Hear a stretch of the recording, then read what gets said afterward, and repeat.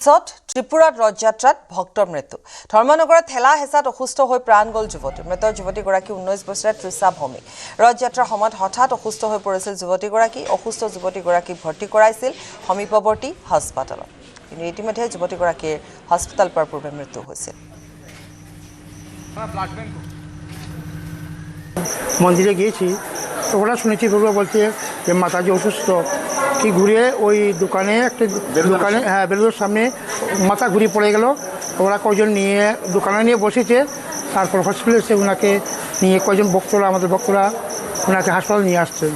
এখানে যে মেডিকেলের ট্রিটমেন্ট ওরা ধরে নিয়ে এখানে গাড়ি করে নিয়ে আসছে আসার পরে ডাক্তারও টেস্ট করছে উনি দেহ রেখেছে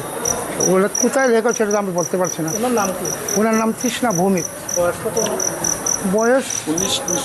20-21 এরকম হবে রেল কলোনি তিনি পড়া থাকেন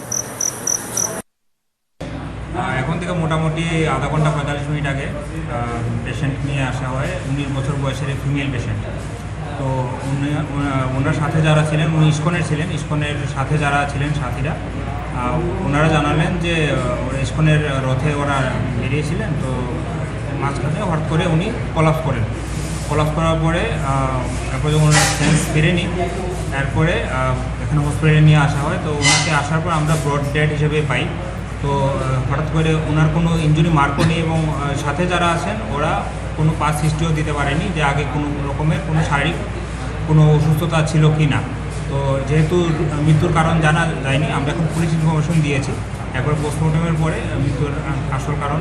জানা যাবে এখন ওনার মাকে ইনফর্ম করা হয়েছে ওনার মা আসছেন কি নাম ওনার স্যার ওনার নাম হচ্ছে ঋষভ ভৌমিক এতিয়াৰে পৰা কৃষ্ণকান্ত সন্দিকৈ ৰাজ্যিক মুক্ত বিশ্ববিদ্যালয়ত উপলব্ধ হ'ব বিজ্ঞানৰ পাঠ্যক্ৰম বিশ্ববিদ্যালয় অনুদান আয়োগৰ দ্বাৰা বিশ্ববিদ্যালয়খনৰ বিজ্ঞান পাঠ্যক্ৰমক স্বীকৃতি প্ৰদান কৰিছে চলিত শিক্ষাবৰ্ষৰ পৰা বিশ্ববিদ্যালয়খনে মুকলি কৰিব ৰসায়ন বিজ্ঞান পদাৰ্থ বিজ্ঞান তথা গ্ৰন্থাগাৰ আৰু তথ্য বিজ্ঞান বিষয়ে স্নাতকোত্তৰ পাঠ্যক্ৰম অন্তৰ্ভুক্ত হ'ব আগ্ৰহী আৰু অৰ্হতা সম্পন্ন শিক্ষাৰ্থীয়ে এতিয়াৰে পৰা গণিত বিষয়ৰ স্নাতক পাঠ্যক্ৰমতো নামভৰ্তি কৰিব পাৰিব বৃহস্পতিবাৰে খানাপাৰাস্থিত বিশ্ববিদ্যালয়খনৰ কাৰ্যালয়ত অনুষ্ঠিত সংবাদমেলত এই কথা সদৰি কৰে বিশ্ববিদ্যালয় কৰ্তৃপক্ষই বিশ্ববিদ্যালয়ৰ অন্যান্য পাঠ্যক্ৰম নামভৰ্তি প্ৰক্ৰিয়া পৰীক্ষা ভৱিষ্যত পৰিকল্পনাৰ বিষয়েও উল্লেখ কৰে जो +2 पास करने का बाद जब भी कोई विद्यार्थी को पूछा जाता है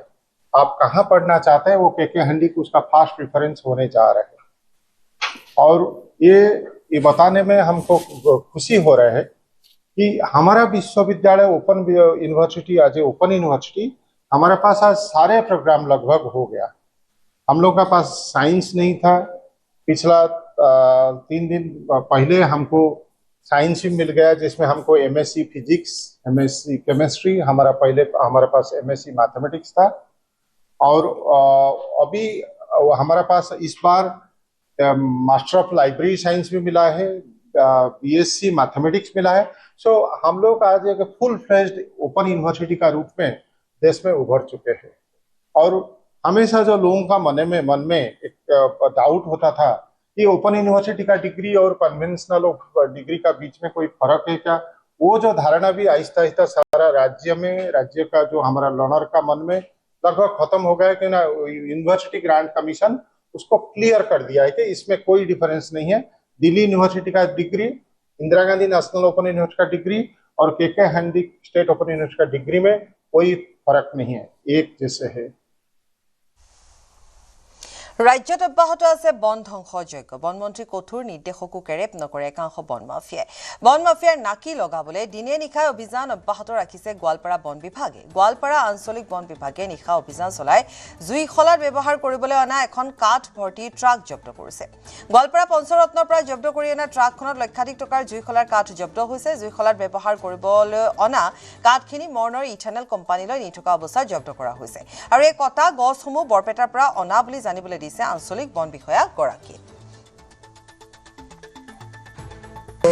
পঞ্চৰত্ন এলেকাত মানে এইটো মালটো আহিছিলে মানে ফায়াৰ মানে এখন বৃহৎ ডাঙৰ ট্ৰাকত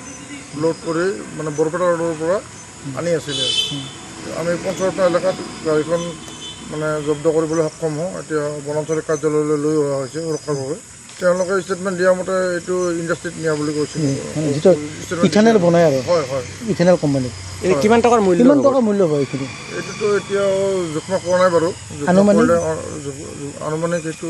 এতিয়া ক'ব নোৱাৰোঁ। জোখমা কৰি মূল্যটো ক'ব পৰা নাই। লক্ষাধিক টকাৰ ওপৰত হ'ব, মানে মোটামুটি আৰু কাৰোবাক কেনেকৈ আটক কৰিব সক্ষম হৈছে নেকি? আটক কৰিব পৰা নাই। আমি ড্ৰাইভাৰ বেলেগ লৈ আহিছোঁ, পলালে।